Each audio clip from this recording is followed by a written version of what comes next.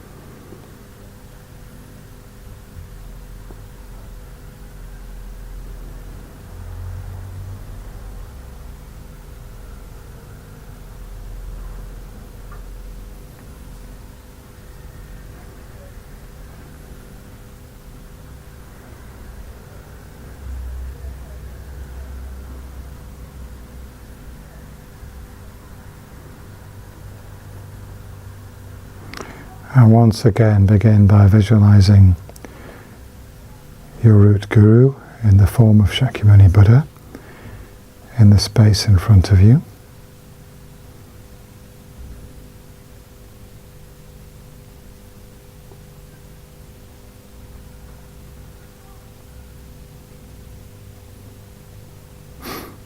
So your guru and Shakyamuni Buddha are undifferentiable.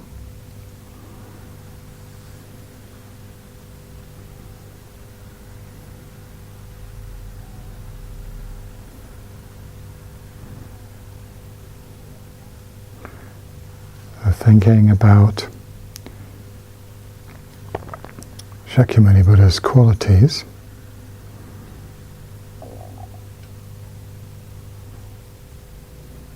it's very important to meditate on these again and again to become absolutely clear that he is a valid source of refuge.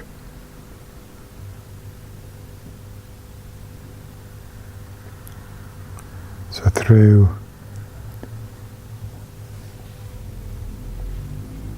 diligent practice throughout many lifetimes, Shakyamuni Buddha has completely removed all stains of confusion and ignorance on his mind stream. Out of pure compassion for all sentient beings. Over and over again, enduring hardships to train in the Bodhisattva path. Finally, he has achieved the goal. Complete, perfect enlightenment. Totally pure motivation, solely interested in benefiting others, in bringing you and all other sentient beings to final liberation from suffering.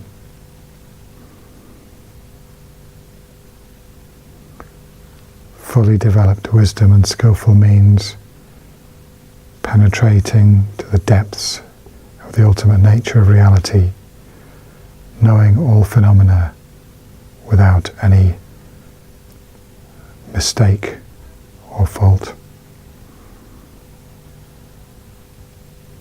Perfectly knowing the minds of each sentient being, and therefore able to lead them in the best way to full enlightenment.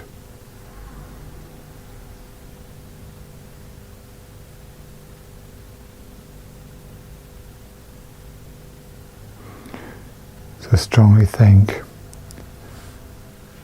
I am now in the presence of Guru Shakyamuni Buddha,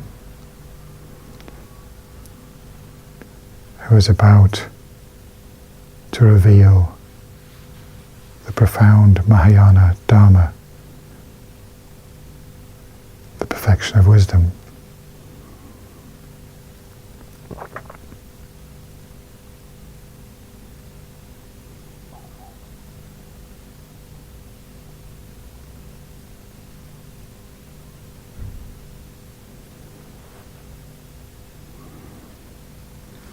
Recite the sutra.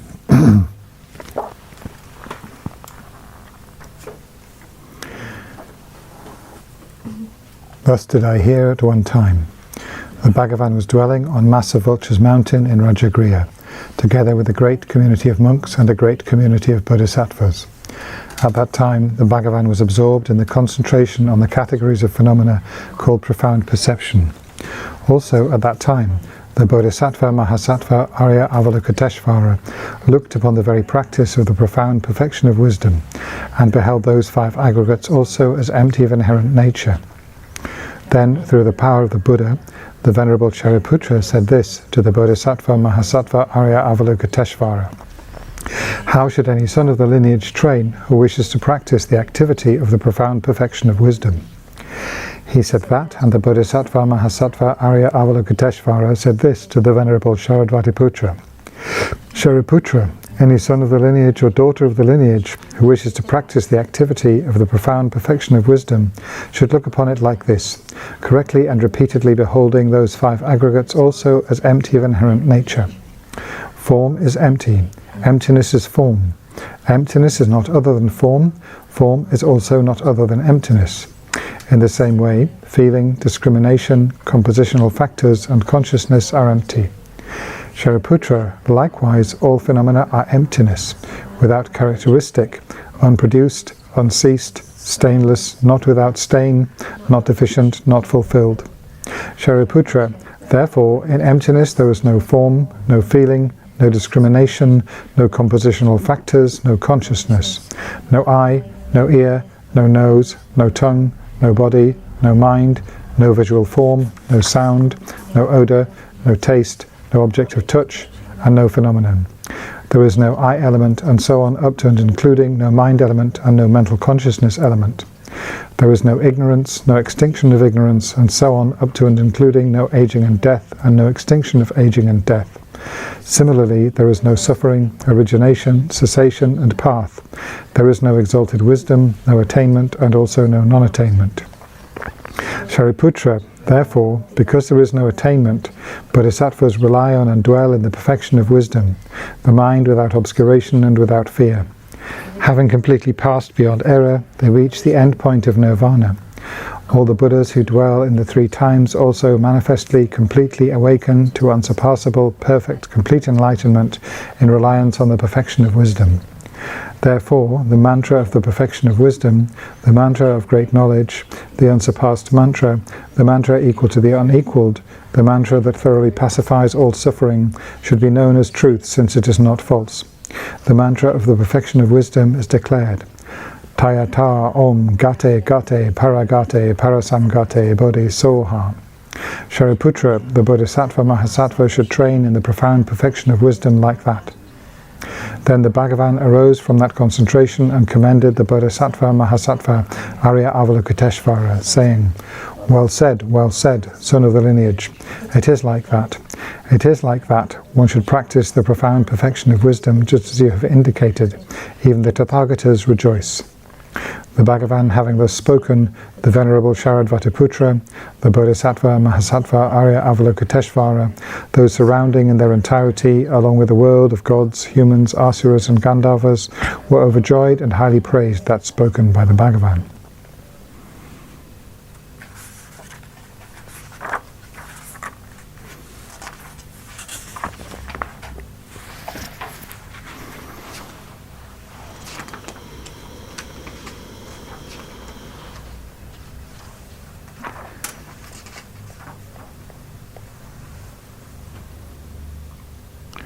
So bringing to mind once again the supreme qualities of the Buddha,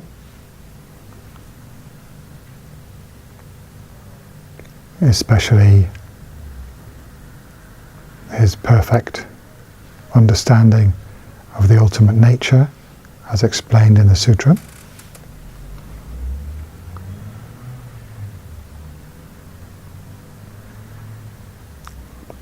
And as much as you are able to do so, generating the strong conviction that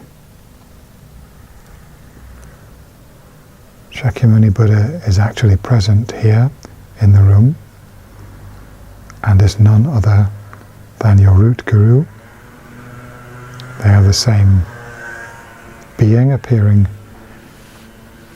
at different times in different manifestations, and right now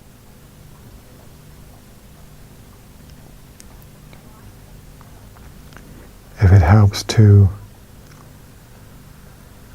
bring to mind the thought that, for example, the Buddha Rupa on the shrine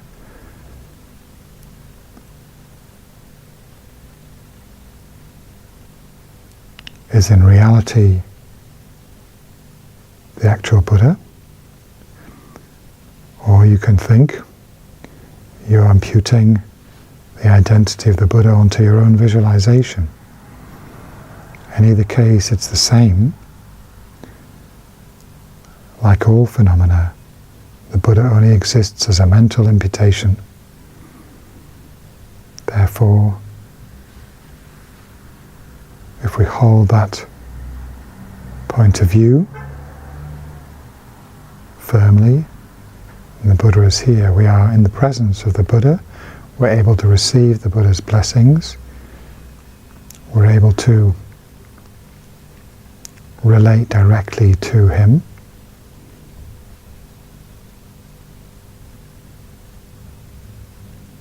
and meditate strongly on taking refuge, mindful of the sufferings of samsara, especially the sufferings of the lower realms, but also the sufferings of human life and even of the higher realms. Nowhere in samsara are we free from suffering. Only by relying on a perfect refuge, a fully enlightened being, can we transcend that suffering. Even more so, only by taking refuge in the three jewels can we possibly progress to full enlightenment ourselves in order to be able to free others. So for 2 or 3 minutes,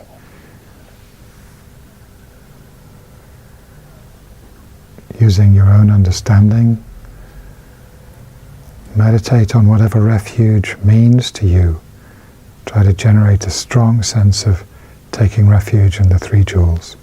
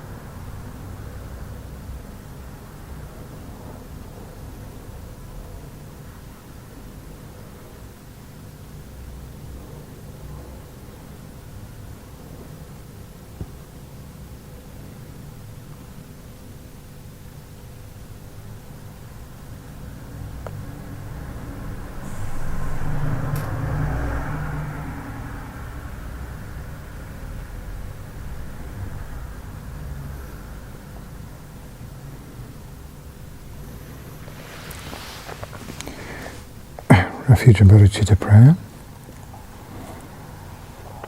Sangye Chedang Soki Chonam La Changchu Padu Dagni Kyam Suche Dagi Chenyan Ki Pe Sonam Ki Chola Penche Sangye Drukpa Shok Sangye Chedang Soki Chonam La Changchu Padu Dagni Kyam Suche Dagi Chenyan Gi Pe Sonam Ki Chola Penche Sangye Drukpa Jok Sangye Chedang Soki Chonam La Changchu Padu Dagni Kyam Suche Dagi Chenyan Gi Pe Sonam Ki Chola Penche Sangye Drukpa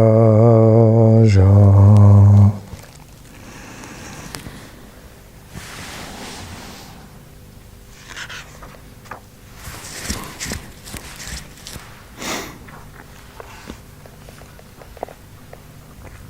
So in order to receive the blessings of the Buddha, the realizations of the path, we make the mandala offering. So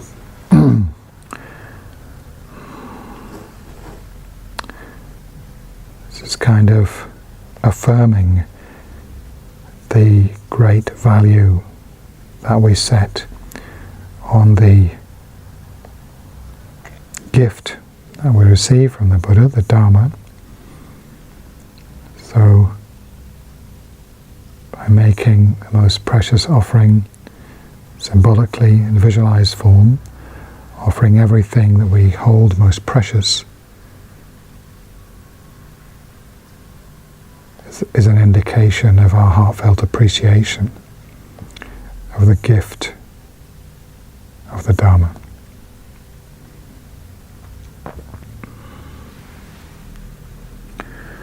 Sajipagi Chokshik Meto Tramri Rablingji Nidegen Badi Sangye Jingdu Mikde Wagi Roku Namda Jingla Jebajo Amidam Guru Ratna Mandala Kam Niryatayami.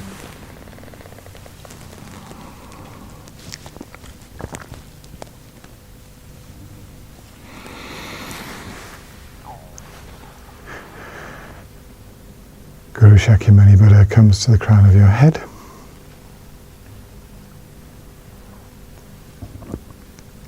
Blessing your body, speech and mind.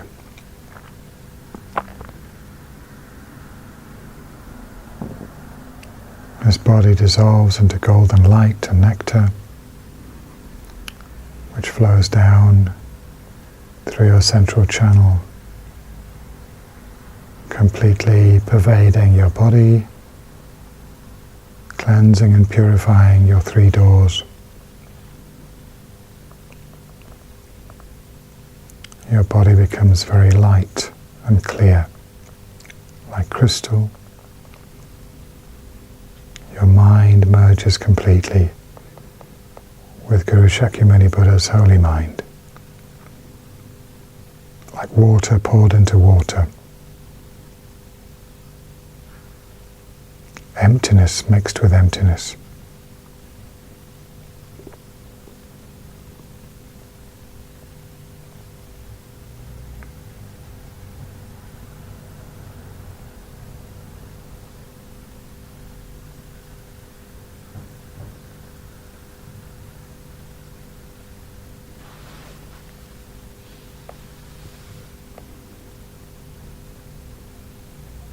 Just let your mind rest in that clear, empty space of the Dharmakaya.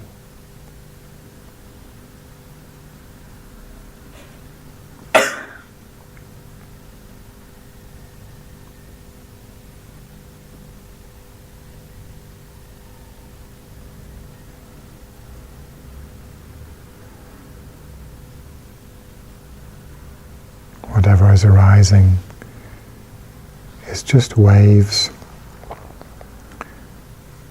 on the pure ocean of the Dharmakaya mind.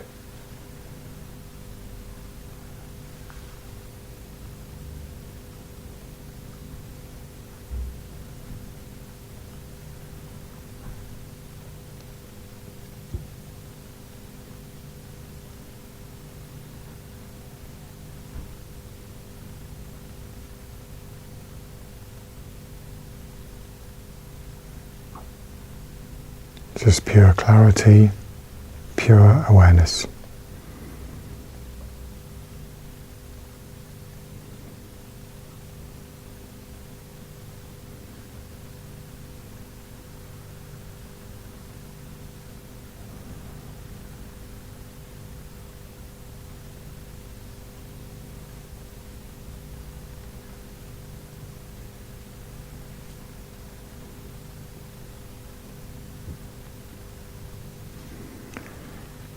And very gently relax your concentration.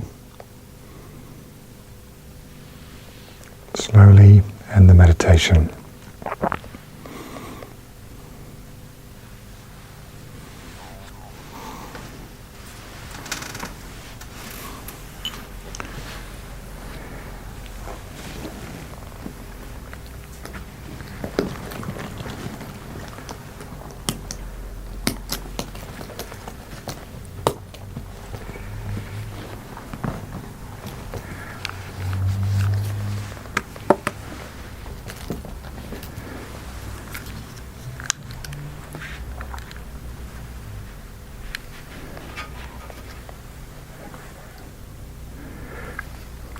So, good evening. It's nice to see so many of you here.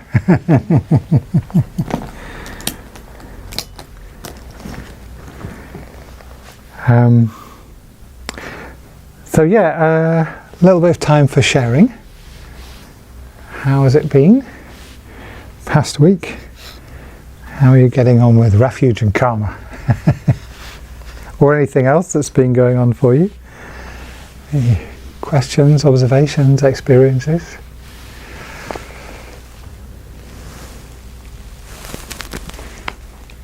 How's it been, Dawn? It's been a while. Yeah, I've not been thinking about refuge and karma this last week. No. Quick, someone else. No, whatever, you know. Yeah, it doesn't have to be that. Not a refuge, actually. I was saying to Charlotte outside, I think, 'cause I've not been to the centre Right. for a while. Mm-hmm.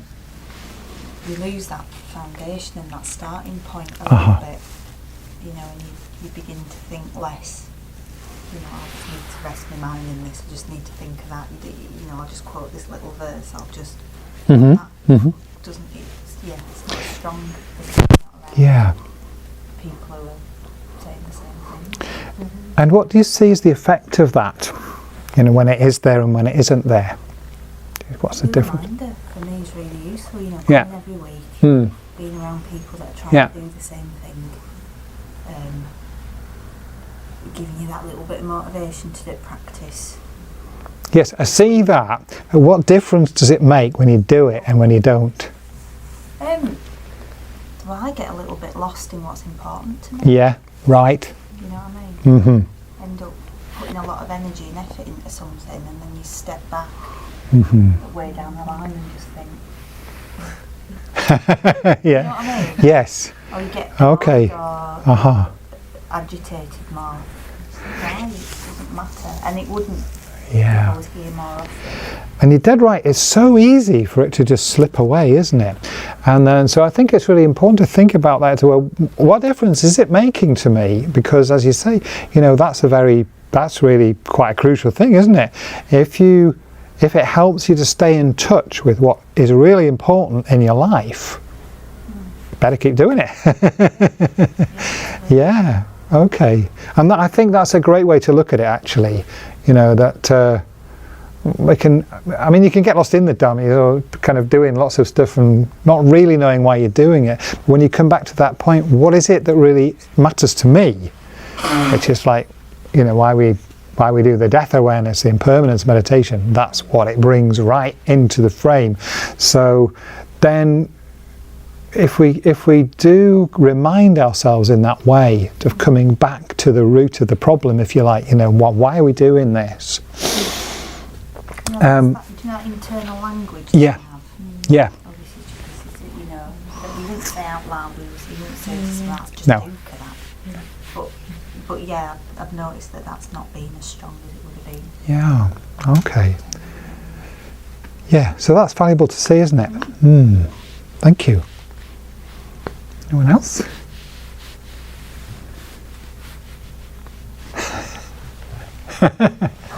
Just trying to I can see you thinking there. Well, I've just noticed a few times in the last week in particular, more and more as this course has gone along, but in Right. the last week in particular, Mm-hmm. the things that you've been teaching us, been sort of applying them to things that are happening, Right. having it sort of more of a practical, Okay. and Very good. the things coming being particularly challenging with something going on at home, but it's been quite important to tune into some of the things we've been doing, and Mm-hmm. yeah, it's been very helpful.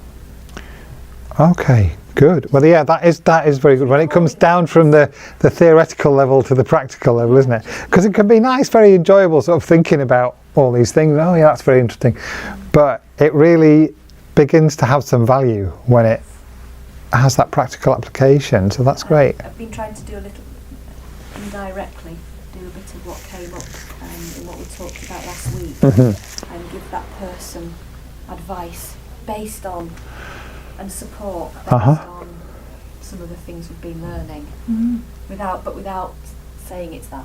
Okay. And Yeah, well, we're talking about it, weren't we? yes. It's simple, isn't it? But yeah, practical application, and just reminding myself and things without trying to. It's just come to mind. It's been very helpful. Great. Very good. Thank you. Anybody else like to share a bit?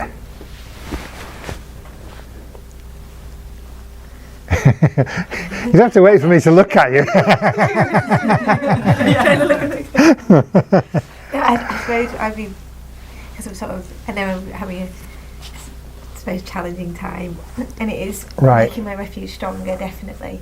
It is, you're talking about that sort of real sort of need, it's genuine, it feels Yes. very genuine at the moment, and I don't want to lose that because, it's easy when it's difficult, isn't it, to do that. That's a very interesting phrase, isn't it? It's easy when it's difficult, and it's difficult when it's easy. Yeah. That's interesting to think about, isn't it? So can you remember when later on when it is all easy and it's kind of all flowing smoothly, can you then remember about that and think, oh right, now's the time to really actually I need to work at it and do the death meditation, realize this is impermanent, this is only this is my opportunity now. Because you're right that when you're up against difficulties, then you reach for your refuge, don't you? And then you can easily forget to do that when so but it is actually those experiences, they do help us to gain more insight into the Dharma as well. Yeah. Learning a lot. Very good.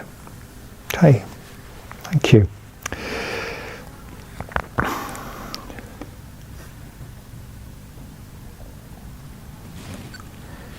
So, we'll continue.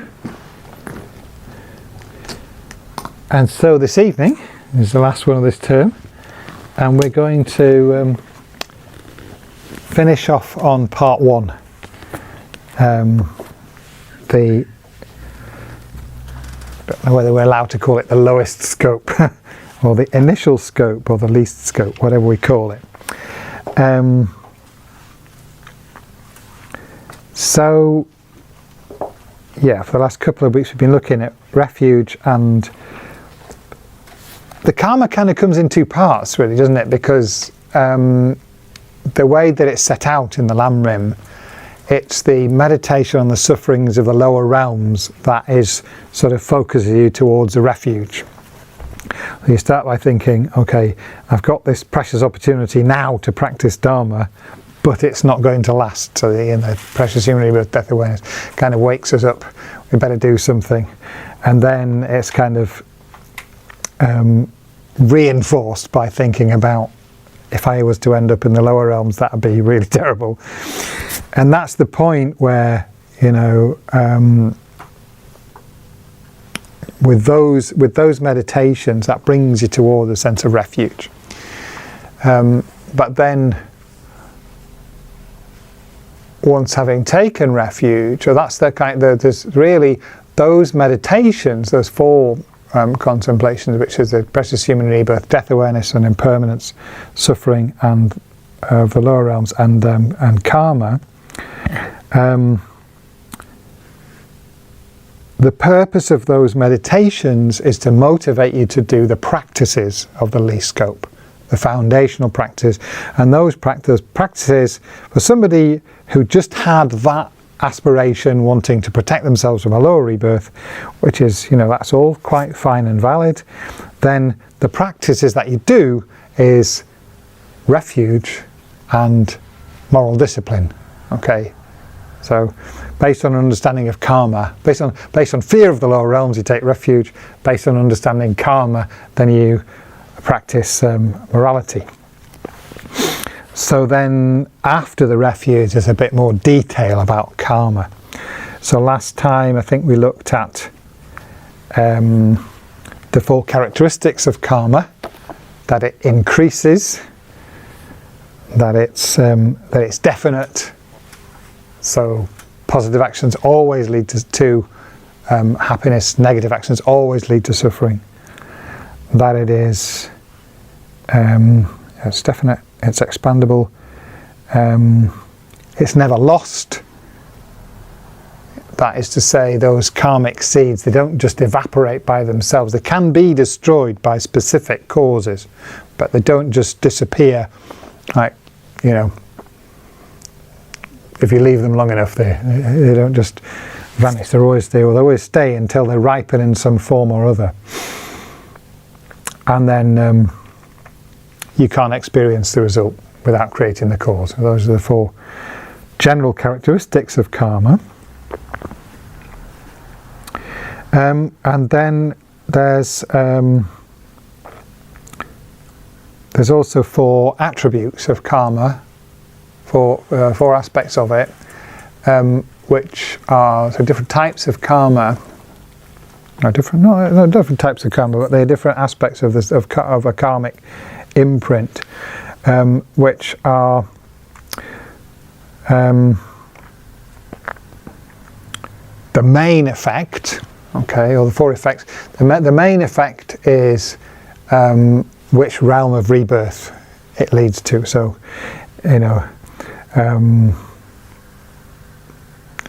very heavy negative actions, rebirth in hell.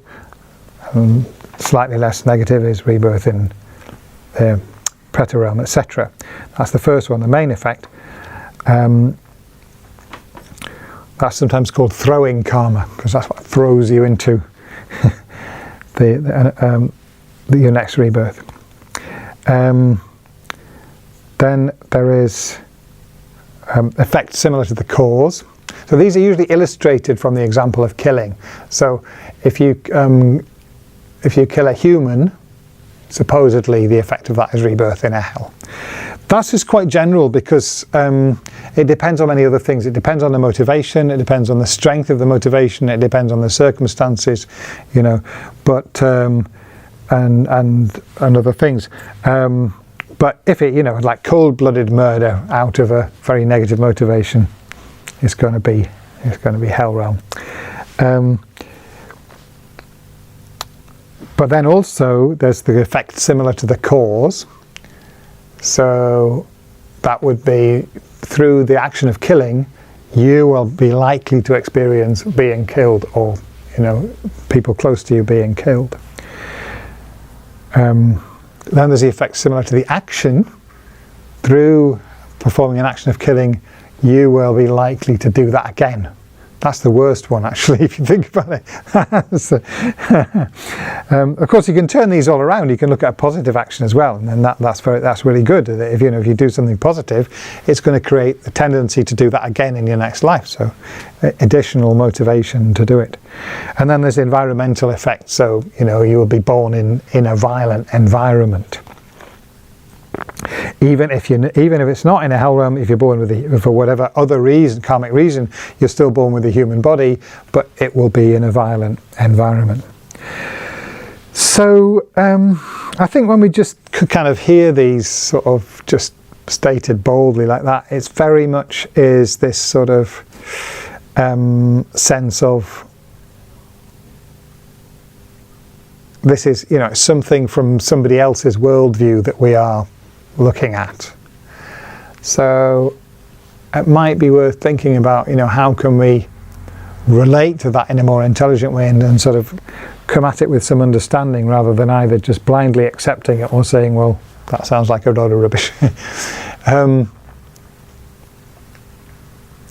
So the other thing, those four effects are, I was going to say actually they're related to the four aspects of the action itself. I'm not sure that's quite true actually. It's just another thing to know about karma is that there are four parts of the action. So there's the motivation, the action itself, the object, and the completion. So all of those four, for it to be a complete karma, you have to have all of those four. So if you tread on an insect, you don't have the first one. There's no motivation. You're not intending to kill. So that's the most important. So that will very, very strongly, modify the action. It wouldn't, not necessarily that it would have no karmic effect at all, but it would have very little if there's no motivation there.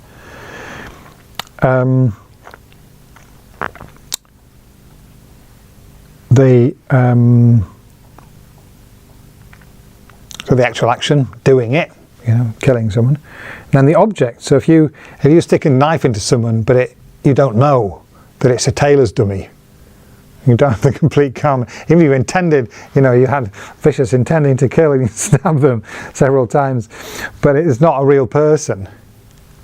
You don't get the complete karmic consequence of doing that. And then the completion is said to be in that instance. So it's different for different actions, but in that instance, the completion of the action is that the person dies before you do. So it might be incomplete. It might not die. It's like you've poisoned them, but they recover, and you die first. So it kind of makes sense. I think that all of those play a part. But the motivation is the most important one, because what we're looking at here is if we understand that in some sense everything that we experience is a product of our mind, and how we experience it is a product of our mind, right? So the quality, what kind of experiences we have is a function of what kind of mind we bring into life. So the actions that we do leave a powerful impression on our mind. And that is something I think that we experience, isn't it?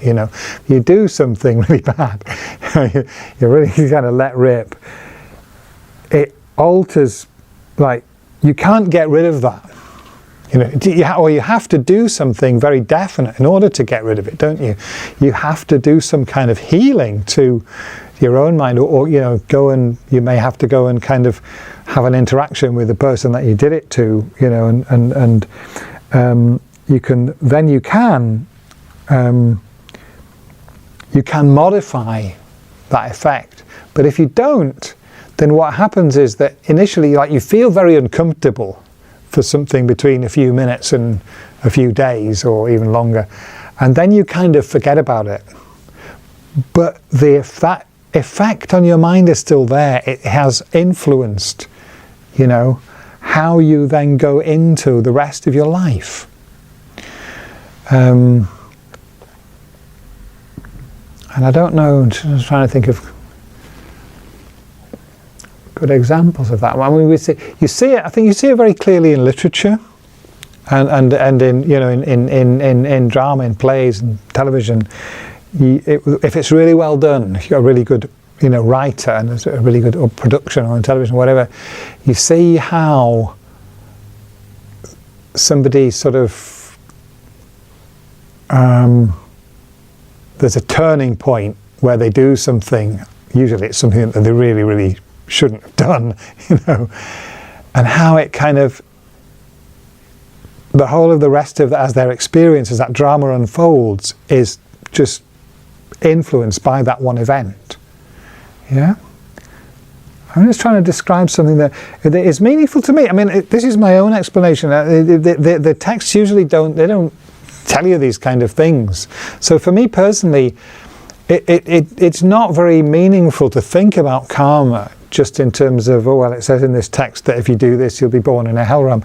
I'm trying to relate it to my own understanding of psychology, of how the mind works.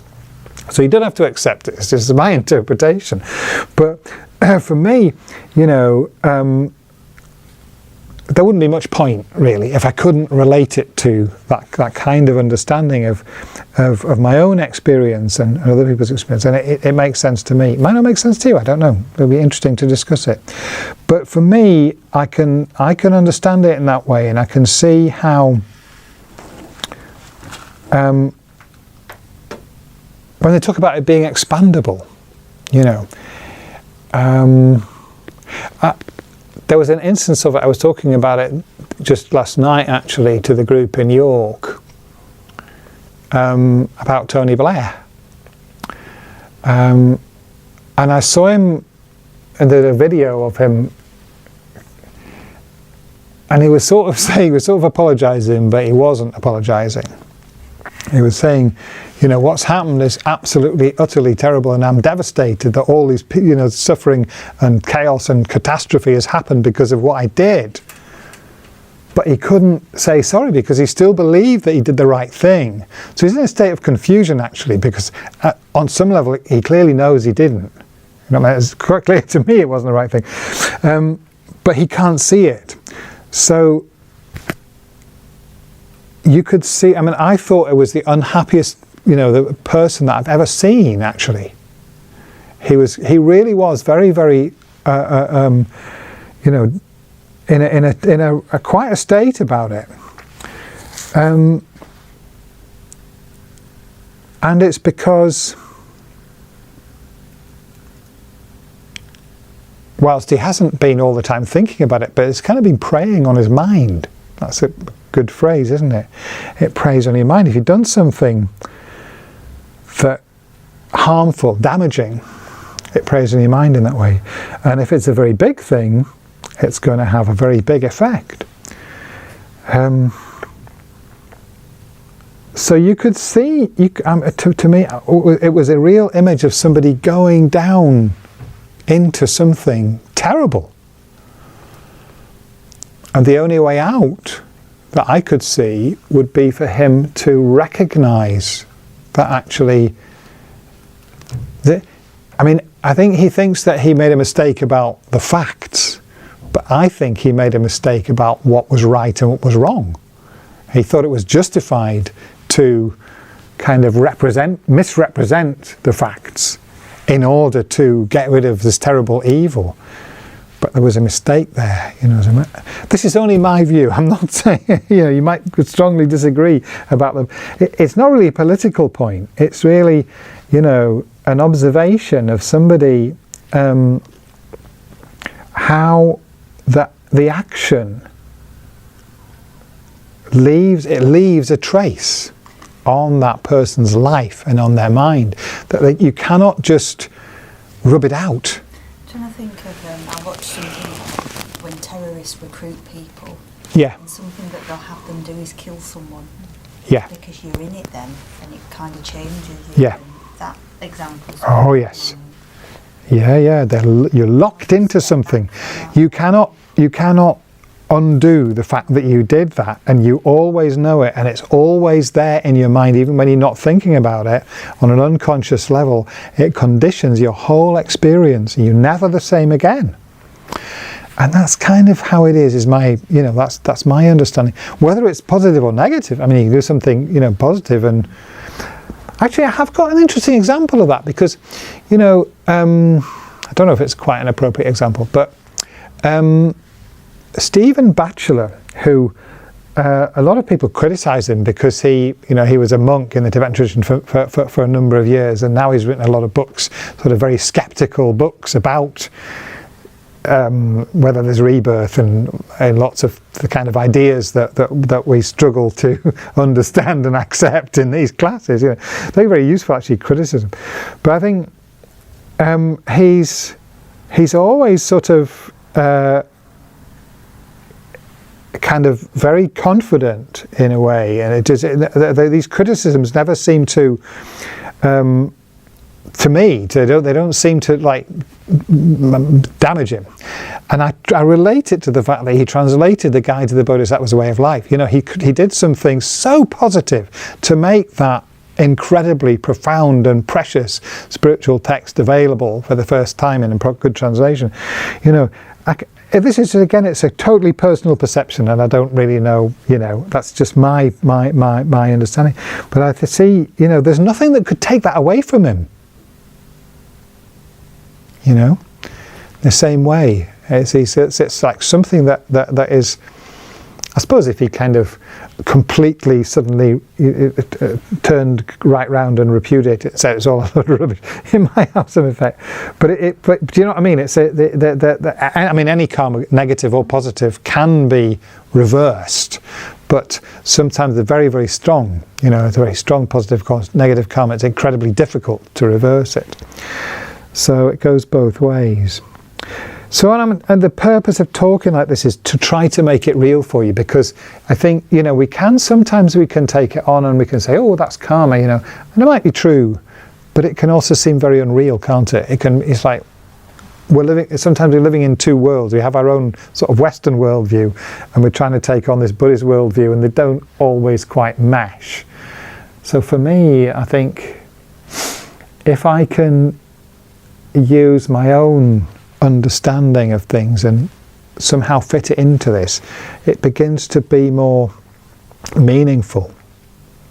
So just, how useful my thoughts are, I don't know, but it's really what I'm kind of encouraging you to do is to think about it yourself and try to find your own way of understanding it, rather than just, oh, well, that's what it, you can learn it all, you can go like 1, 2, 3, 4, all of these points. But does it actually help? Can you put it to practical use? I think it does, if you, rather than looking at the really extreme things like killing. Yeah.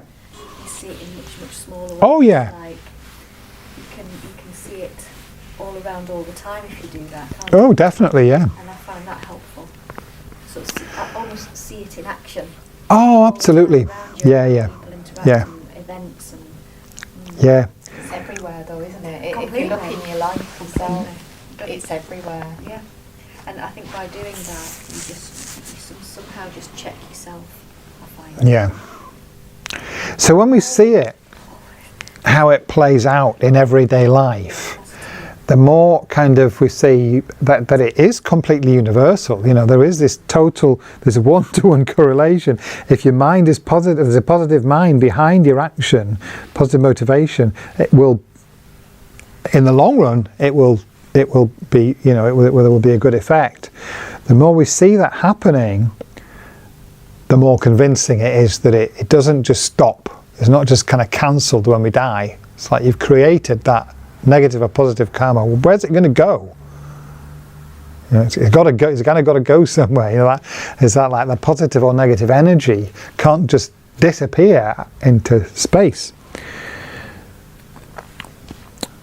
So here you know, in this bit of the lamb rim, I guess the sort of the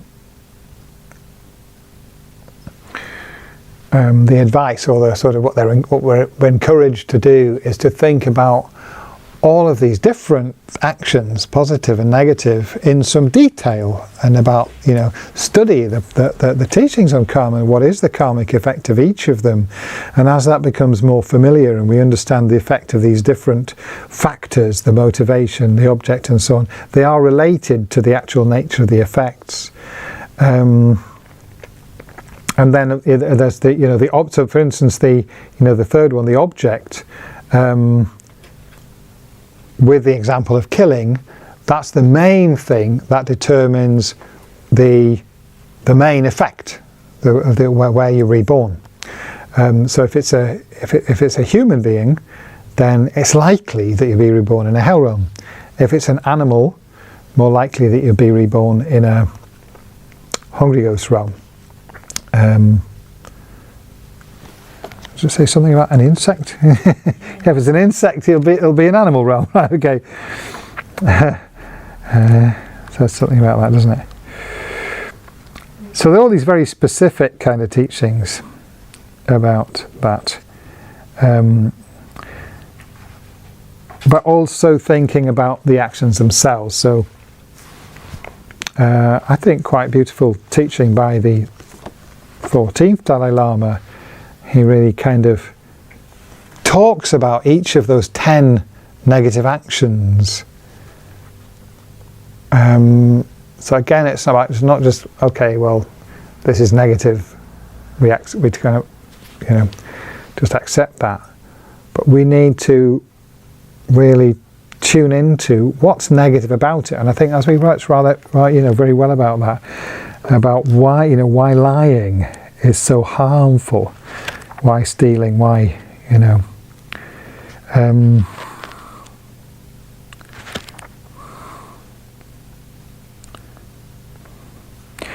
then, of course, there's always a debate about number 3, isn't there? Sexual misconduct.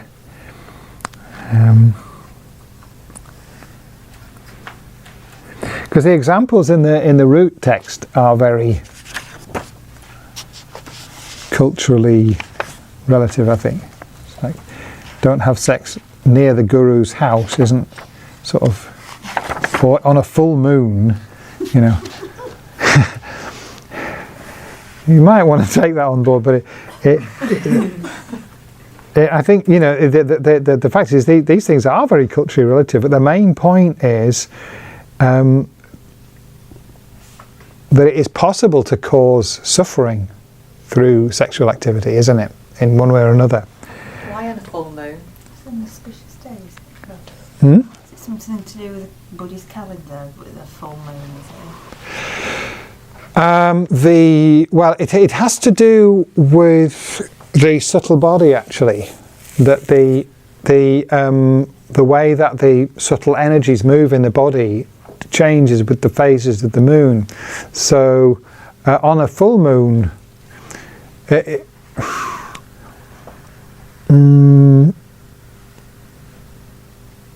might be a bit out of control, for instance. It would be, I think, especially if you're practicing Tantra, there might be a problem there, if you're practicing Hatha Yoga Tantra. But it's not something to get upset about, I don't think, for us. So the different things, are meaningful in different cultural contexts. But that mainly it's cheating on people, isn't it? That causes a lot of harm, a lot of damage.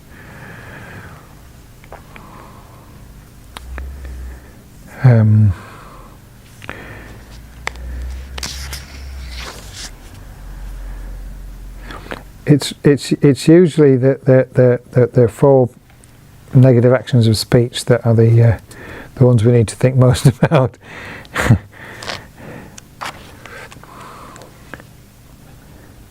lying, we all know how fine the line can get, don't we? You know, it's like, well, it wasn't really a lie. It was just a slightly, slightly misrepresenting the evidence. Especially if you try not to hurt somebody's feelings. Yeah. That's the one that's always tricky. Yeah, yeah. But of course, with any of these, you know, they're not moral absolutes in the way that in some religious traditions it's presented as like, well, if you do this, you're going to hell, full stop, you know. It's not like that at all in Buddhism. It's like it is all about the motivation is important. So yeah, if you're faced with a straight choice between hurting someone's feelings and lying, then the motivation could be purely compassion, and therefore it's not actually a negative action as such. And even killing, that can be true. You know, the motivation is.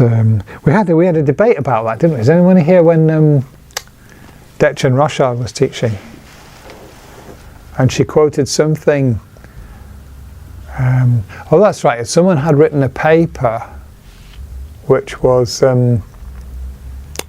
based on a Hinayana text, Theravada text, the Visuddhimagga, arguing that at the moment of killing, it's impossible that you could have a positive mind. You necessarily have to have a negative mind, even if the motivation behind it is positive. And I found that difficult to accept.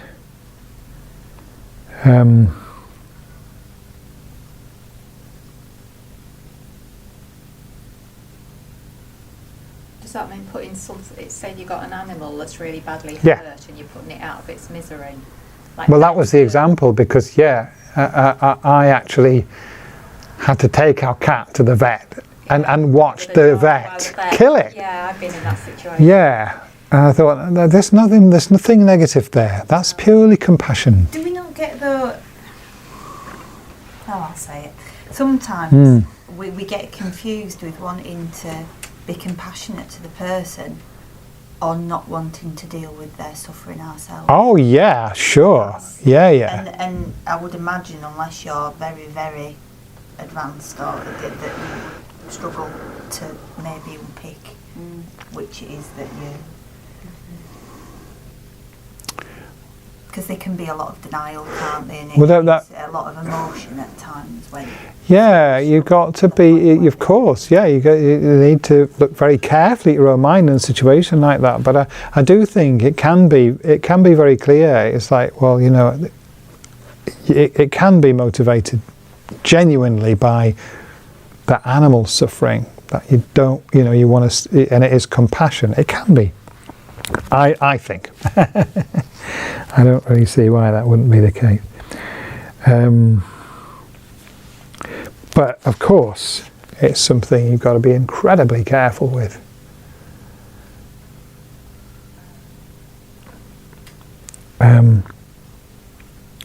Really, with any of these. By the way, it's important to notice it's not the case that you can do any of these 10. It can be positive. The last 3 can never be positive. The non-virtuous actions of mind are always negative. And as the Dalai Lama says, actually, that the usual motivation for any of the other 7 actions of body and speech is always one of the 3 negative actions of mind. So it's always there. You know, it's always out of, you know, wanting to harm or wanting to get something, or just out of pure ignorance that we do a negative action. And if it's not, if the motivation is actually positive motivation, then you can say that really the action itself isn't a negative action. If there isn't a negative motivation, I would say it's not actually a negative action, even though it is one of those 7 actions.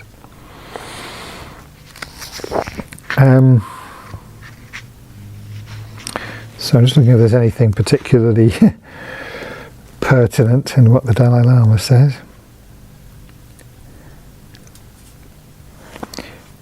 Yeah. So yeah, we were talking about lying, and then the next one, slander, divisive speech. I think this is really one to think about a lot, because we fall into it so easily, don't we? Criticizing others, either and usually to somebody else, not necessarily to that person. And it's very related to number 7, the idle gossip, meaningless talk. That, as he said, it is sort of harmless in itself, but as the conversations wander on, we eventually end up on a topic that feeds our delusions. And it's usually saying something disparaging about somebody else, isn't it? Does that not accord with your experience? You're chattering away and you find you've said something quite unpleasant about somebody, and you think, and it's so easy to not notice that. And I'm guilty. I do it. So perhaps that's, the first 4, maybe, of course, you can always improve. And probably, I recently upped my game in terms of not treading on snails as I walk through the garden. No, I really must be more careful, So we can always improve on any of these. We do these things, but it's usually quite small. But this one, I think we're rather prone to do it. Maybe some of you are more pure than I am, but I think it's doing it when, as well, you think it's justified because it might be discussing what somebody else said or done to somebody else. yeah, And somebody made the comment within my work environment about taking the moral high ground. yeah, That being really, so yeah, you think that you're making, whenever that negative comment about somebody, whoever it might be, it's almost that you feel it's justified because they've done something that needs Yes. voting. yes. But Yeah. it can actually just be taking them all. And again, the thing to watch for is what is behind it. What is the thought behind it? What's going on in my mind? And it can be quite subtle. It can really easily slip past us. But this tendency to criticize others is so pervasive, isn't it? And harsh speech, we notice that a bit more. If you say something, really unkind or to somebody's face, we do it, but we are aware of it. But a lot of the time, with the critical, negative speech, it just goes by, because it is so. I mean, when you listen to a lot of conversations around, they consist of nothing else. Like, a lot of the conversation that you hear is almost 100% saying what's wrong with people. And then when you isn't it? It's true. Yeah, if you sit on the bus. Yeah, that's what's going on. So that's what's around us, and we kind of are subject to that conditioning, and we kind of take it on board. And Mindset, isn't it? yeah, Sometimes. People feed it. yeah, To hear it. don't they? yeah, If you're sort of talking to a friend, yeah, moan about something, you're just doing that because you're Yeah. actually getting them to fuel that mind. yeah. That's right. And that's a trap, And isn't they'll it? tell you you're right. Absolutely. Yeah. Completely justified. Yeah. Yeah, it does. Yeah, it does. So I think it's it's a really good one to think about. Try experiment with undertaking a training, to say more positive things, a fewer negative things about people. And it might be interesting to see, if you actually sort of, okay, for the next week. Speak at all.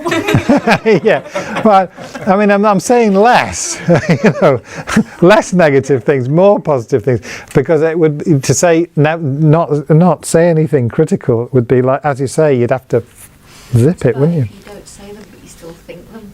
Yeah. As you say. And if you do sort of make a resolution to not say them, you'll hear them in your mind, and it'll really show you, because it goes on all the time. And it has an effect, doesn't it? Because you're talking about having that imprint on your mind, the negative imprint. Yes. lost the plot with somebody, even the subtle Yeah. things of Yeah. being negative has an effect, doesn't it? Yeah. I used to do a sort of a course that was, it was a sort of personal development kind of course, and it was a lot, in a way, a lot of it was another presentation of Dharma. But one of the things they used to do was to sort of make agreements about things to, really kind of work on changing your behaviour pattern. And one person, she had made an agreement with the teacher, who was quite strict, that she was going to give up having critical thoughts. And every time she had one, she was going to send him £1. And he said that, for a while he was doing quite well out of it, but slowly, they stopped coming. To do that, if anybody wants. You mean to be the recipient?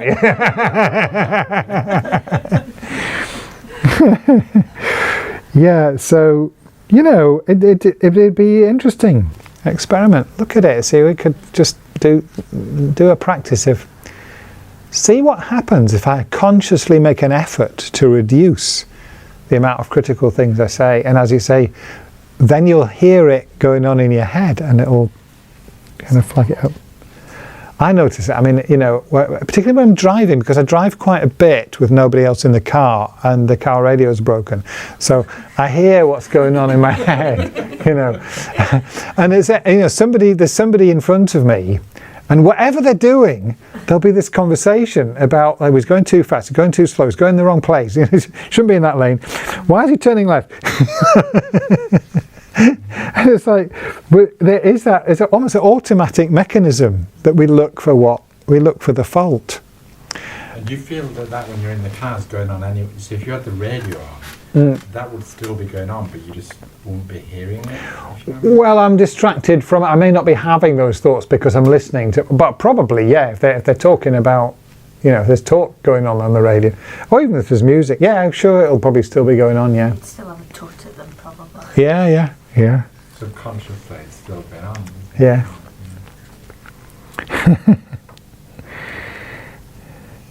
So, I started doing something not dissimilar. There's a great charity online called Zidasha.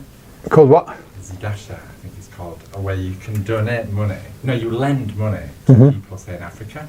It's really rather good. So you can put money into this account, and then you choose who you want the money to be lent to. They get the money and they create a business. Okay. And they pay the money back. So this might be to set up as a farmer, or to do all good things. They tell you all about their business. It's really good.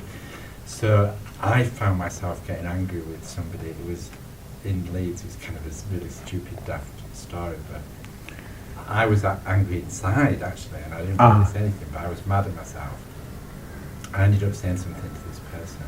It was no big deal, really, but I ended up giving $20 to this, like to salve my, it was like... Oh, okay, yeah.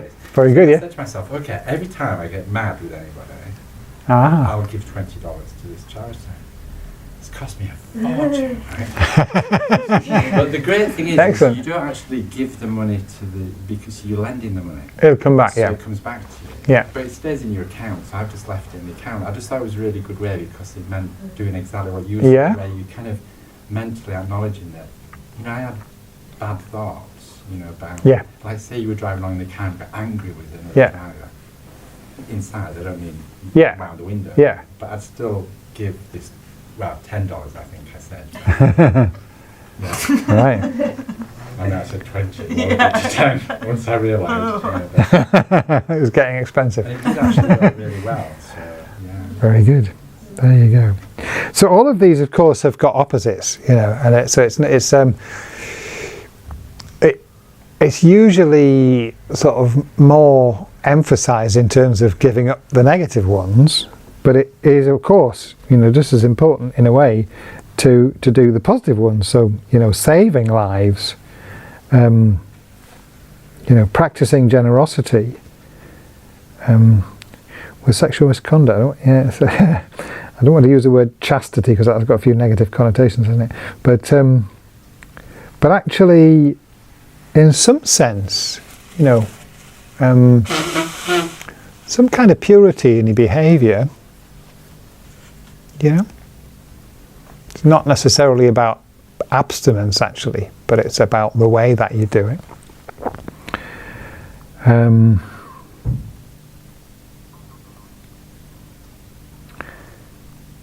Telling the truth, honesty, I'm trying to think about what's really the opposite, other than just not lying. But with the divisive, with a harmful speech, critical speech, it's very clear, isn't it? Very obvious. Like actually positively expressing appreciation and saying nice things about people. It's not that common, is it? That we sort of actually go out of our way to make an observation of somebody's good qualities. Not all that common. And it's a good thing to do, a good thing to practice. Kind words. And so meaningless chatter. Of course it is all right, to just talk. Sometimes we can get overzealous about it, but it does. There is a risk if we're really not paying attention. We can get lost in it. We can waste a hell of a lot of time, and we can also end up, inadvertently falling into negative speech. And then we can positively cultivate, talking about meaningful things, talking about Dharma. Because often we're kind of embarrassed to talk about it. We don't, or we just don't do it. Don't take the opportunity when it's there. So it's cultivating the 10 positive actions as well as not doing the negative ones. And it's by doing both of those things, actually, to get the precious human rebirth, the one that we really want, we have to do both. Not do the negative ones and do the positive ones. And then there are some other ones, aren't there, that the third Dalai Lama mentions, specific causes.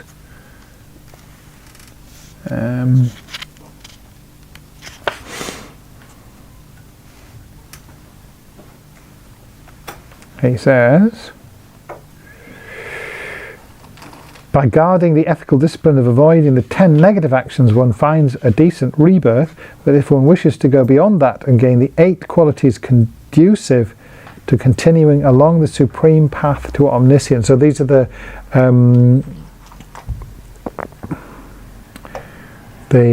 8 freedoms, 10 endowments. Maybe not exactly the same, but so not just getting a rebirth in the human realm, but the specific conditions that are the ones we need to be able to practice Dharma without any kind of obstacles. Abandon harming any living being, make offerings of light and so forth to the 3 jewels, offer clothes, etc. to the needy, by means of overcoming pride, to have respect for all that lives. I don't know a great deal about these and where they come in, but I think I would say not necessarily to take those literally, that you've got to do exactly those things. I think not harming any living beings, that is one of the refuge precepts, and making offerings to the 3 jewels. Again, those are connected with refuge. So obviously if you're doing those, it maintains your connection with the 3 jewels. Offer clothes and so on to the needy. Okay.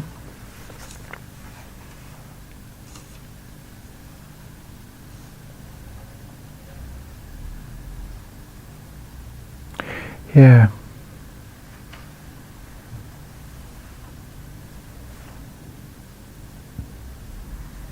Looking after people that are in difficulties.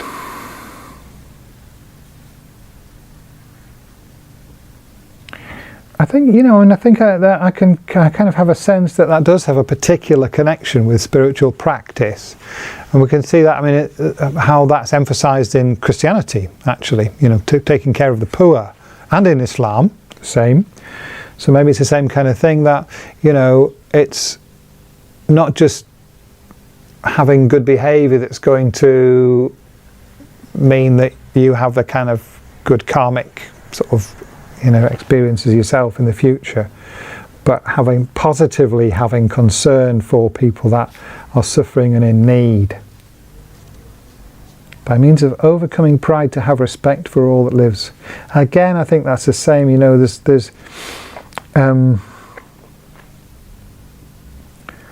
There's something about cultivating that sense of respecting everybody regardless of their sort of external appearance, or even what they've done. It's not, however kind of in many ways moral and so on somebody may be, who doesn't have a spiritual outlook, they probably don't have that. They probably don't have that attitude of respecting everyone, no matter what. It's quite a specific spiritual outlook, recognizing, that when you look down on anyone, you're a victim to pride. When you look up to someone, that is really, it's very positive from a spiritual point of view. But if you have a kind of materialistic outlook, even if it's quite a positive one, probably wouldn't have that.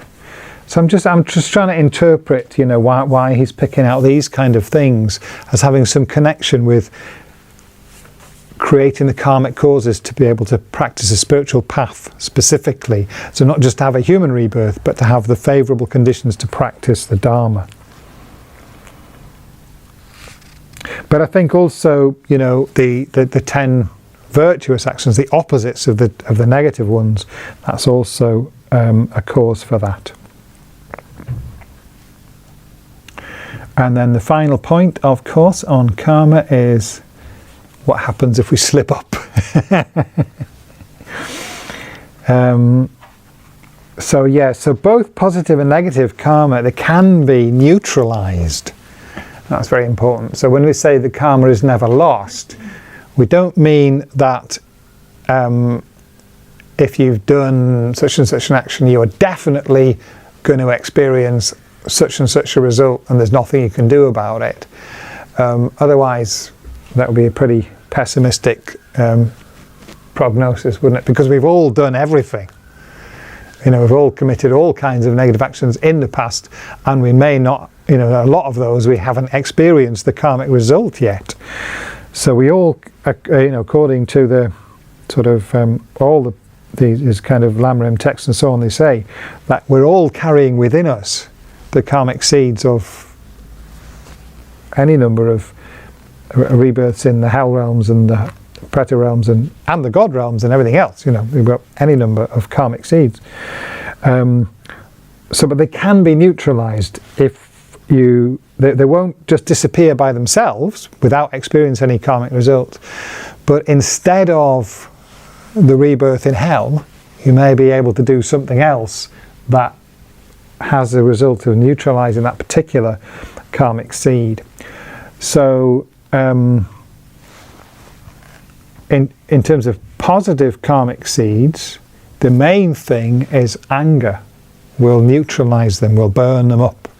So this is why it's a very smart idea of yours to fine yourself every time you lose your rag. Because that's actually, it's quite skillful, because it works, doesn't it? It has an effect, it changes your behaviour, it kind of keeps you mindful of it. So that anger, and especially kind of acting out anger, is liable to destroy your positive karma, your merit. And you can sort of take out insurance by dedicating the merit, and then it can't be neutralised. So it's said, we have to look into it ourselves and try to understand why that might be so. It's an interesting, sort of thing to explore. And then with the negative ones, of course, it is the purification practices and the 4 powers. So for an action of purification, whether it be, reciting mantras or reciting the names, there are 6 things that are specifically mentioned. But any positive action done with that motivation can be helpful, can do that, I guess. Prostrations, mantras, and obviously particularly the Vajrasattva mantra, reciting the names of the Buddhas. So in the 35 Buddhas practice, it's not only the prostrations, but it's also that you recite the names of the confession Buddhas. What are the other ones? There's a couple of other specific ones which are escaping me at the moment. But very importantly, the most powerful purification practice is meditating on emptiness, meditating on bodhicitta. Those 2 are exceptionally powerful.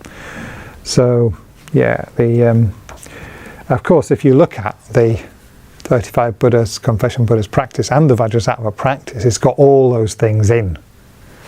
So, they're all there.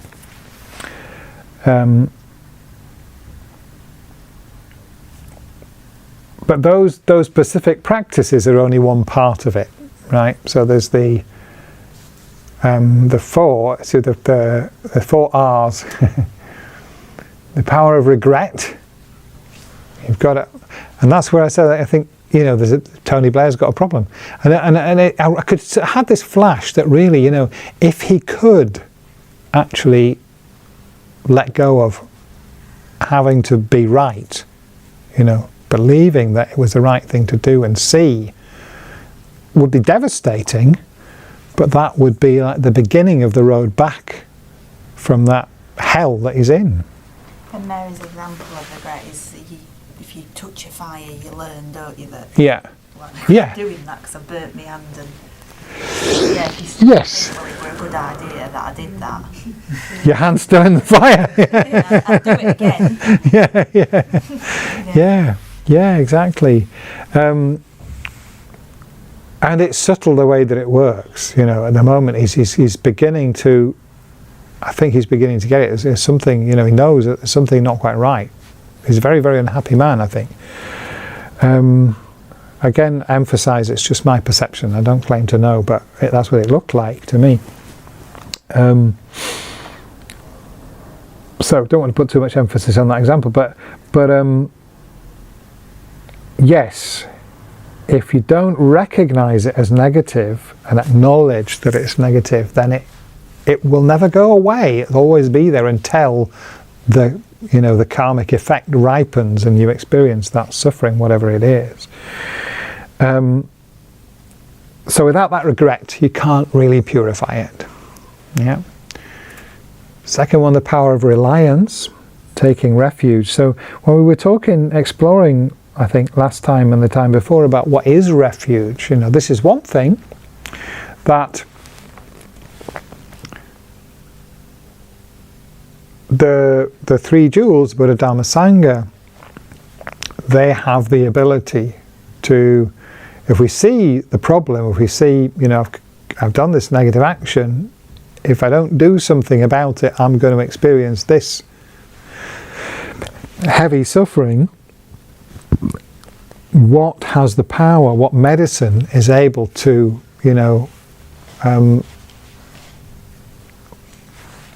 cure it, to deal with that problem?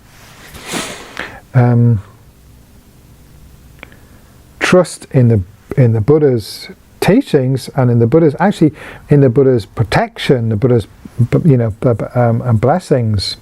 It's not. Yeah, I think a lot of people come to Buddhism. Say, what a great relief! We don't have to believe in this, this person who's going to kind of look after us, and we take responsibility for our own existence, which is true, but actually, there's a bit of both there. You go to a Buddhist country, And people pray to Buddha in exactly the same way that they pray to Jesus in a Christian country, or to Allah in a Muslim country. And there's nothing wrong with that. But it's got to be a balance of the two. You know, so if we don't recognise that we play a part, it can come very badly unstuck. But yeah, so the Buddha actually, you know, it's not the Buddha, it's our faith in the Buddha and devotion to the Buddha that protects us. It's not the Buddha from his own side. He's not protecting the people that don't have that. You know, he can't protect someone who isn't interested. So it is really, you know, it is actually, everything in a way is down to us. But by having that mind of trust and faith, we can receive protection from the Buddha. But mainly, of course, it's the Dharma, that's the real medicine. So it's like, what really protects us is following the Buddha's teachings, not so much just praying to the Buddha. But that does have some effect. And the Sangha. I think what you were saying, Dawn, actually is a little bit about that, isn't it? It's like being here, it's not just that I'm, you know, blathering away, but it's the being part of something together with other people that gives you that support. You can listen to podcasts, can't you? Yeah. Read books Yeah. your own, but it's not. In the end, I think my experience seems to be if you never really sort of do participate with a group like this, it slowly kind of peters out. And with the best will in the world, that always seems to happen. I mean, sure, there's obviously a point beyond which that doesn't happen, you know, where your kind of practice is deep enough and solid enough that you don't really need that anymore. But then probably when you get to that point, you know, you are still, do you know what I mean? You are connected to the Sangha, even though you're in a cave somewhere on a retreat. But, you know, the Sangha is there with you, isn't it? When you get to that point. So, recognizing that, you know, the three jewels, the Buddha, Dhamma, Sangha, they can protect us from that suffering that we may have created the cause for it, but we don't, if we turn away from that negative mind towards the three jewels, then we can be protected. And then the specific action, the third one, I said 4 hours, didn't I? I can't remember. The remedy, that's right, yeah, the remedy, the actual, or the opponent force, so the prostrations or the mantras or the meditation, or whatever you do, as the sort of,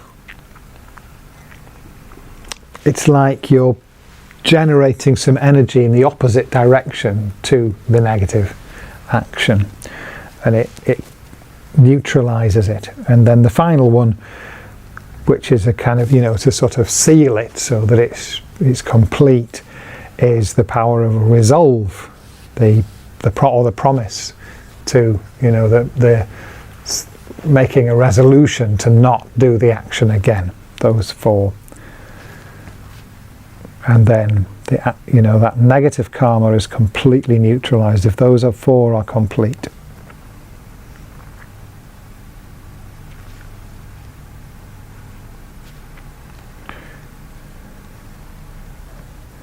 So Lama Tsongkhapa sums it up. Should you not find a suitable rebirth, it will not be possible to progress along the path. Therefore, cultivate the causes of a high rebirth.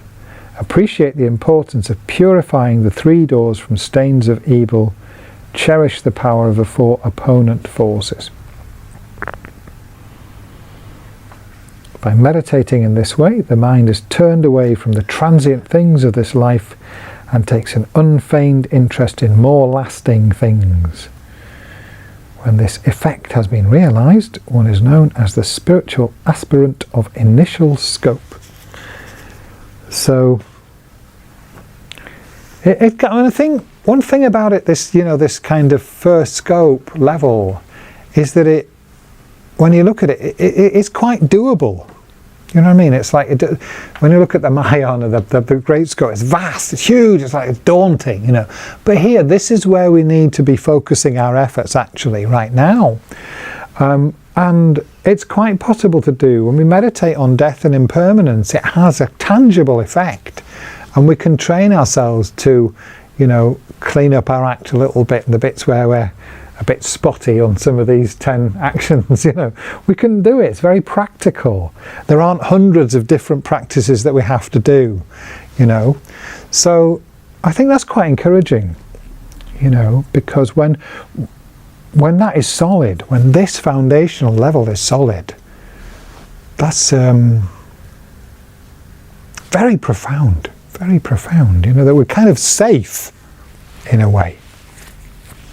And that's the whole point, you know, is that until they are solid, we're not safe. We're at risk. And even the risk might not be that great, but it's still a risk that we, you know, if speaking personally at the moment, I don't know that I'm not going to die with a negative mind and end up somewhere I don't want to end up. It's less likely than it was 20 years ago, but it could still happen. So I've still got some work to do here, you know. We all have. So I think it's good to keep it in mind and work with this material quite often, because it really grounds us. You know, we can get a bit sort of float off on these higher practices and how amazing they are and so on. And that's, yeah, of course we should work with them and we should practice them. But here at this level, it's more grounding. It's more, you know, and if we've got our feet on the ground, then we can progress onto the higher practices and we won't get lost.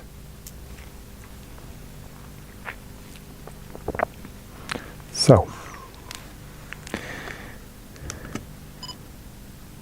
bit of time for questions, discussion, if we want to, anything.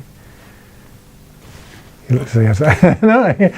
I just wondered about dedicating merit. Yeah. Like, how does that work, like on a daily basis? Yes. Yeah. Right. Yeah, it's one I think about a lot, because as I was sort of saying about karma more generally, it doesn't work for me so well to just think, oh, well, if I say these verses, then I've dedicated it. I want to know what it means. So I think about it quite a lot. And I think, you know, there's something that Lama Zopa says very often. And he talks about intention, the importance of intention. And it's very profound. And actually, you know, it's really very related to this topic of karma. Why does karma work? How does karma work? Because when we create an intention in our mind to do something,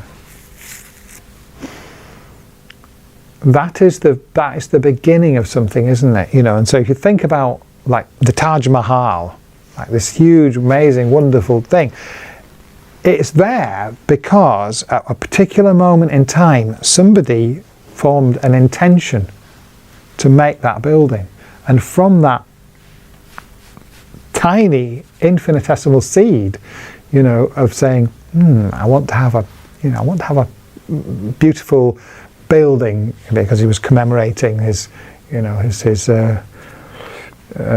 beloved wife who died, and everything's like that. Everything. So Lama Zopa says all existence depends on the tip of a wish. You know, intention is so powerful. It's the most powerful thing in the universe. We think about it like that. Everything that happens in this world, you look around you, it's all the product of somebody's intention, decision. So dedication, the way that I understand it, and again, this is just me, you know, because I'm trying to use my sort of, you know, my intelligence to interpret these things, that if we accept that, you know, these positive actions and spiritual practices and so on, they create this positive potential in our mind, and that positive potential then could ripen in different ways. We could have, you know, we don't know what that's going to manifest as. But a prayer, any prayer actually, has power. So if we pray for somebody to be made well, that there's some power to that. Our intention has some power. So if we, I view it as like a prayer, through this positive potential that I've created. May I be able to have wisdom, or may I generate more compassion, or may such a person become well from their sickness. I think, in fact, all prayers actually, they depend on, we have to have merit in order to, our prayers don't have any power if we don't have the merit. So in a way, a prayer is dedicating the merit. It's like saying, whatever positive spiritual energy that I've created, I want it to have this result, to bring peace in the Middle East, whatever it is. Of course, we pray for peace in the Middle East. There's not peace in the Middle East tomorrow. But we don't know. For all we know, that prayer's had an effect, as much positive karma as we have sort of put into it, So if we dedicate for particularly if we dedicate for enlightenment, I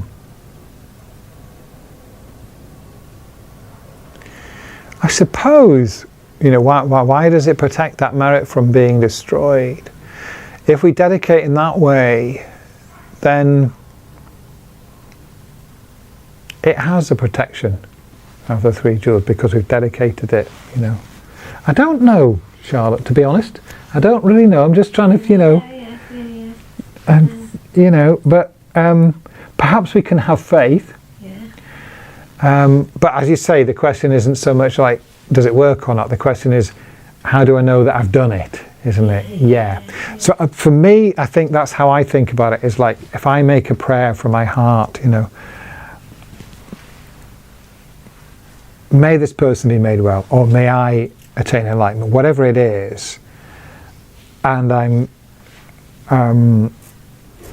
aware that I've created some positive karma, and I make that sort of prayer in a sincere way, then that's dedication. And if I've dedicated through sort of that prayer, if you like, is directed towards the three jewels, then they have the power that will happen. And then we can trust the lamas if they say, once you've done that, that karma cannot be destroyed by a moment of anger. So, do you think some people do it all day, sort of thing? Dedication, yeah. Yeah. They do. Well, Lama Zopa, he'll dedicate for an hour after a teaching or anything, yeah. Yeah, very, very good practice to do. Yeah. Do lots of it. Yeah. Yeah. Dedicate for everything that you want to happen. Mm-hmm. Yeah. So I think that's what we'll do now. We've got a few minutes. We've got a few minutes of meditation.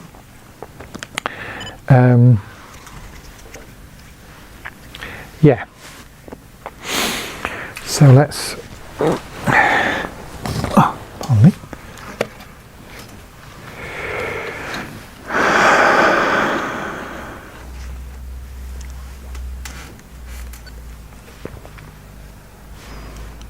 So let's again take a moment to allow the body and mind to become still and relaxed.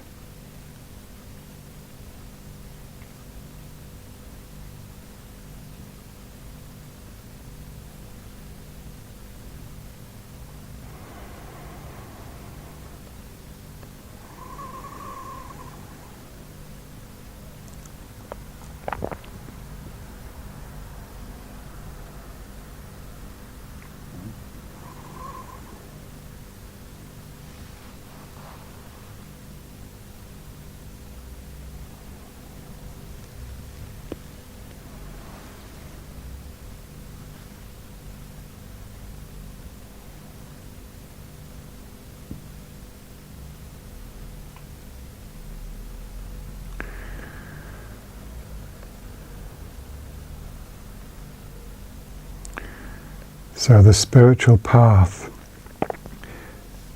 truly begins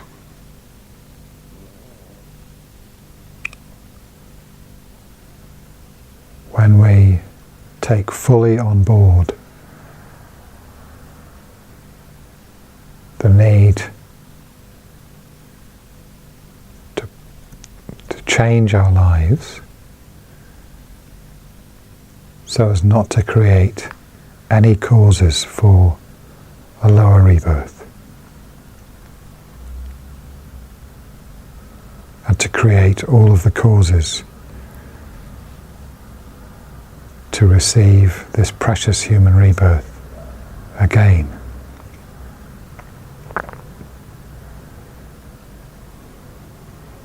This is the ground floor of our spiritual practice.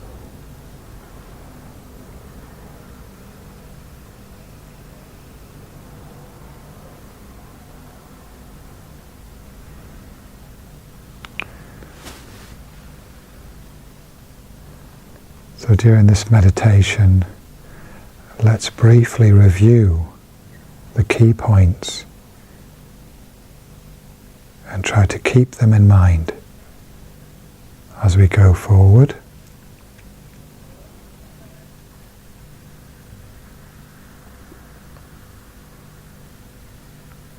Right now, we have an unbelievably precious opportunity. By some miracle, not only have we been born with a fully functioning human body and mind, all the powers of discrimination and intelligence. More than that, we have met with a pure spiritual path. More even than that, we've met with the precious Mahayana Dharma, and we have met with pure spiritual teachers, either in person or at least indirectly.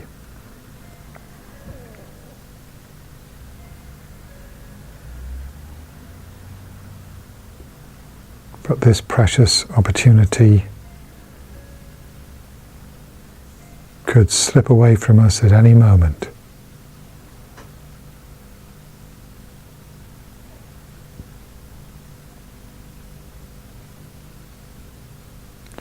Therefore, we need to meditate again and again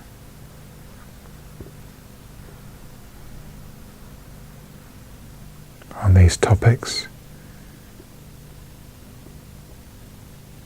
The value of this human life, its rarity,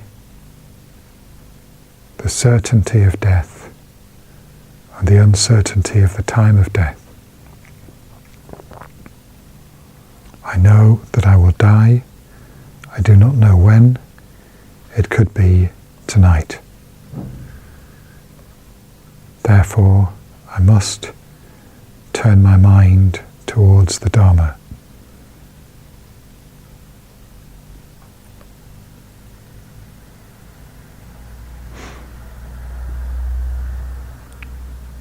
After death,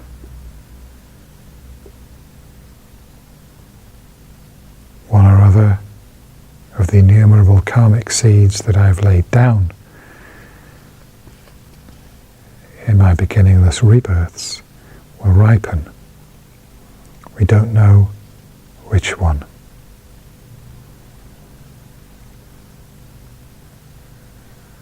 We can't be certain at this moment that we will not be reborn in one of the lower realms, there to experience dreadful suffering, and with no certainty of returning to the human realm anytime soon.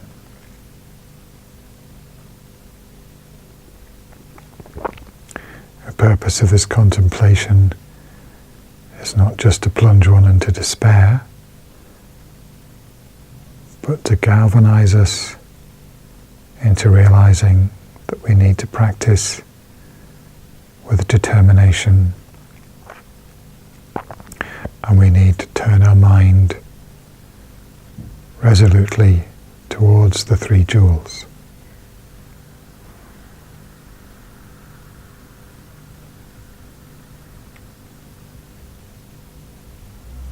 We should study, contemplate and meditate on the qualities of the three jewels so that we truly understand what we are talking about when we talk about the Buddha, the Dharma and the Sangha. The more fully we understand these three, then our refuge will not be some kind of superstition, but it will be based on a true understanding.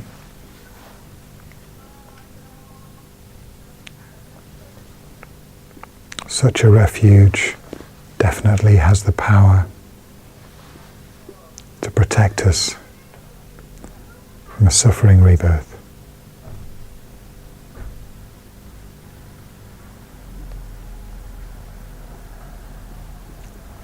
Beyond that, the more deeply we understand the nature of karma, how it operates,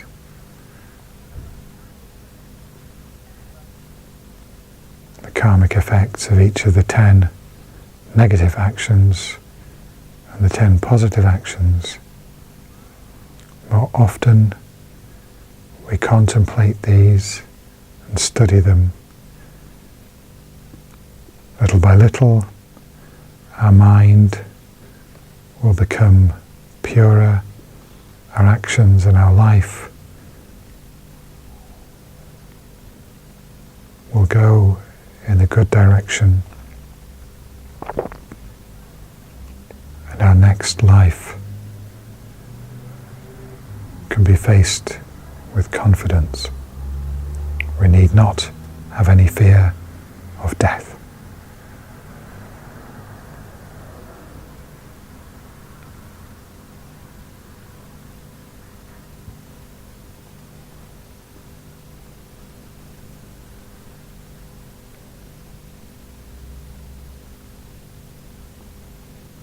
So at the moment, our karmic potentials are very mixed. And only through having the protection of the Buddha and the three jewels can we be sure that our next rebirth will be a good one.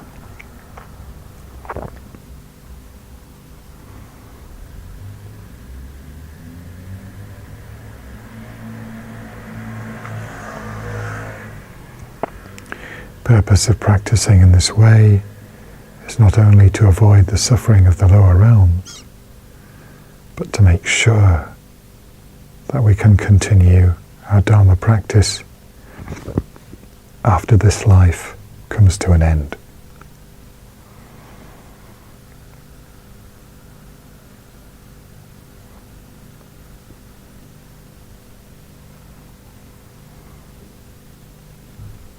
When we take refuge in the three jewels, we should take refuge not just for this life, but from lifetime to lifetime.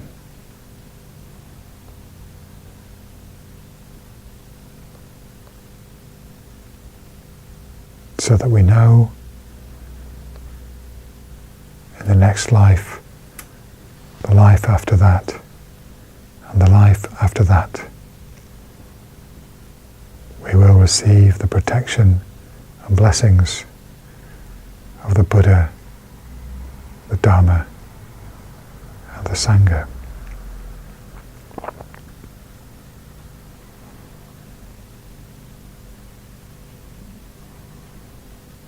In this way, we can pass from joy to joy, as Lama Atisha said.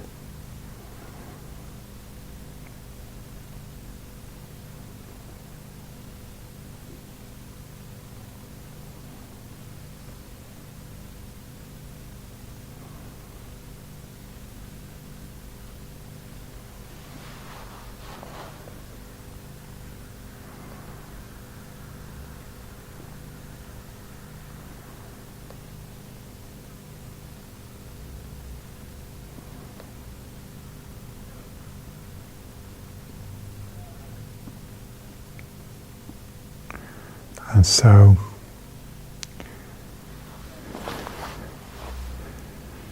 as we come to the end of this part of the Lamrim teachings,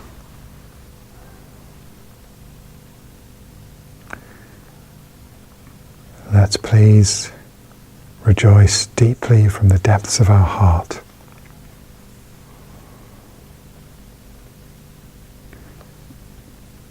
in the positive karma that we've created.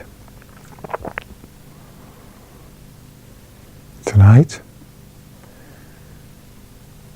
in all of the previous weeks that we've met together, and our practice in between, and the positive actions that we've done day to day,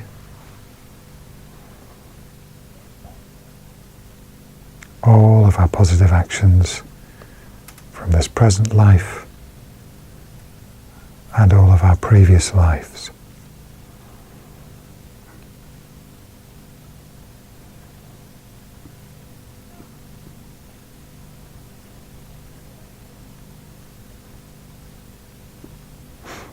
To rejoice in one's own positive actions and in the positive actions of others is itself a very profound, virtuous practice.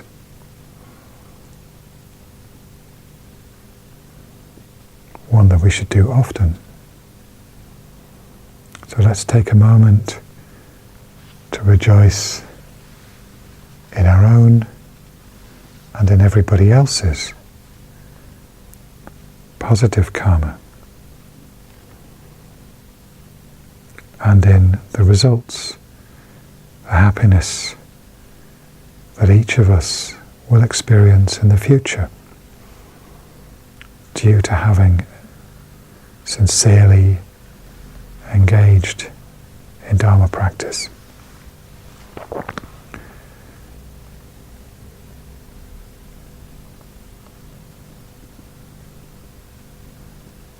Feel great joy that into this world of darkness we are bringing some light.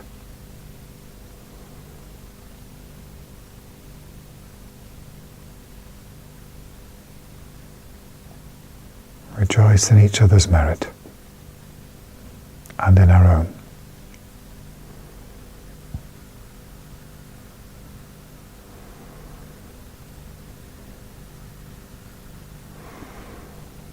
And finally,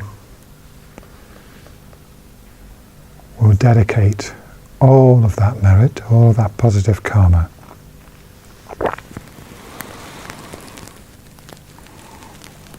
for any positive results that you may wish, whether it be someone close to you who is sick or suffering,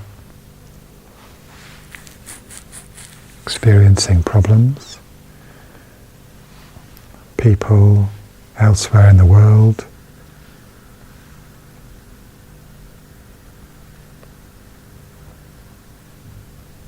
victims of war or terrorism or famine or climate change or natural disasters or poverty or political oppression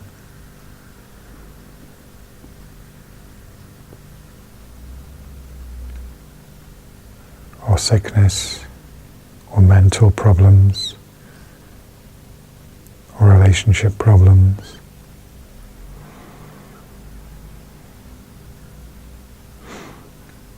All of the animals,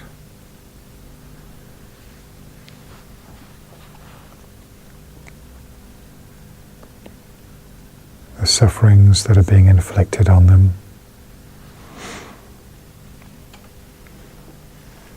and those that are inflicting them.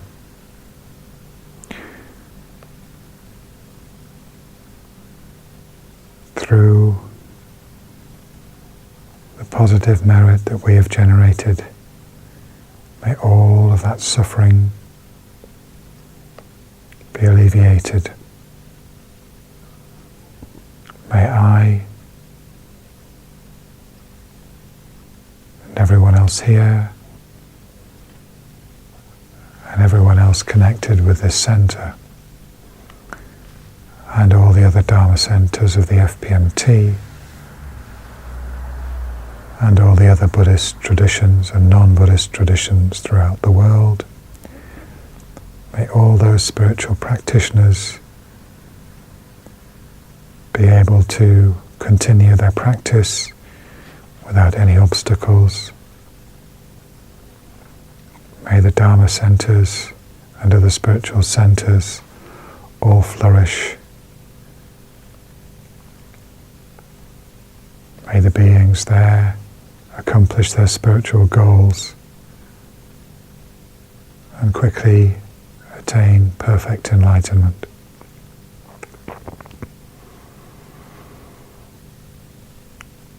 May our spiritual teachers, His Holiness the Dalai Lama, Lama Zopa Rinpoche, Geshe Tashi, Dagri Rinpoche, all of the other gurus and teachers in our tradition and all traditions, may they all have long lives. May all their wishes be fulfilled.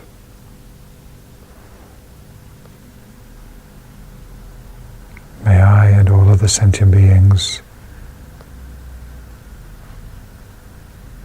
attain precious human rebirths, practice the pure Dharma, and attain full enlightenment as quickly as possible for the benefit of all.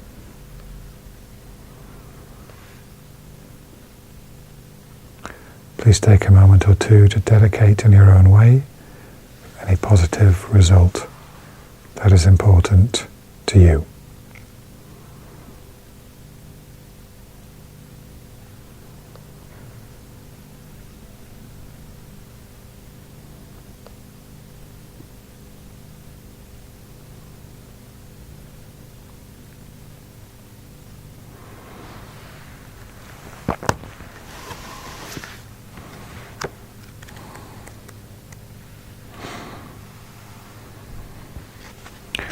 Page 22.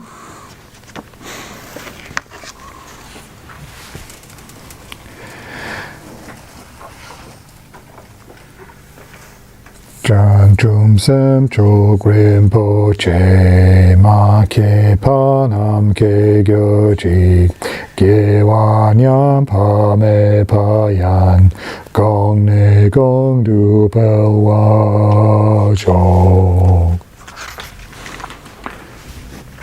ge wa di yin yo du dak lama sangye do gyo ne do wa chi kyang ma lu pa de yi sa la ge pa sho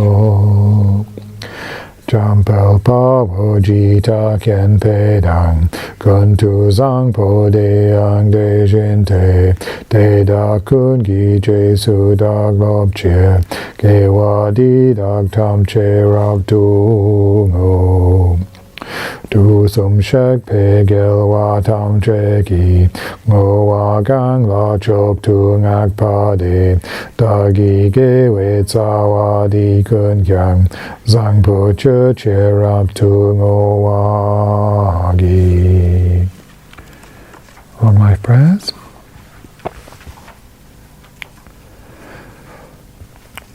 Tu tu chang shin jam gun gel wei ten zin ke pel wei kun ze dog po ze chok sum kur wei leg mun tu dru pa dog sok du je gun du jab ten chok Gang ri ra wei ko wei jin kam de pen dang de wa ma liu jung wei ne chen re zi wang ten zin gyat zo yi ja pe si de pa du ten gyo chi. Do the make sema. Mig me te wei te chen chen re zi Dri me ken pe wang po jam pel yang Gang chen ke wei zu gen song ka pa Lo zang dra pe jam la se wa de Mig me te wei te chen chen re zi Dri me ken pe wang po jam pel yang Gang chen ke pe zu gen song ka pa Lo zang drak pe jab la se wa de Mig me te wei te chen chen re zi Dri me ken pe wang po jam pel yang Gang chen ke wei zu gen song ka pa Lo zang drak pe jab la se wa